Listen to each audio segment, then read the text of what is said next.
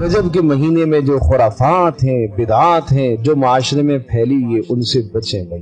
22 रजब को कूंडे, इस्लाम से कोई शय ये साबित नहीं है। रसूलुल्लाह सल्लल्लाहु अलैहि वसल्लम की मुबारक जिंदगी से ये कुछ भी साबित नहीं है। ये खुराफात, बिदआत। आप कहेंगे अगर हमने ये काम कर दिया, अरे भाई कर लो, लेकिन रसूलुल्लाह ने जो नहीं किया, जो नहीं बताया, वो तो बिदअत है। जुमे की हम पढ़ते हैं रोजाना, हर जुमे में हम 2 रकात नमाज बा जमात अदा करते हैं और बाकी पूरा हफ्ता हम जोर में 4 रकातें पढ़ते हैं और जुमे में हम ऊंची आवाज से क़िरात करते हैं। बाकी पूरा हफ्ता हम जोहर की नमाज में आहिस्ता क़िरात करते हैं। सब जानते हैं एक जुमे में किसी मौलवी साहब ने अगर आहिस्ता क़िरात कर ली तो आप यही कहेंगे ना जुमा नहीं हुआ। 2 की जगह पर उसने 4 पढ़ ली तो आप कहेंगे ना जुमा नहीं हुआ।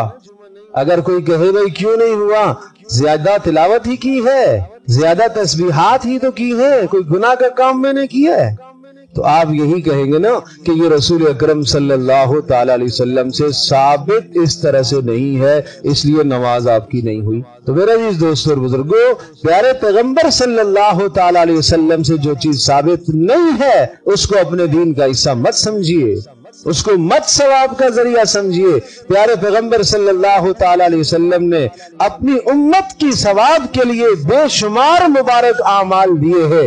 उन आमाल को इख्तियार कीजिए, बिदआत और रसूमात से बचिए।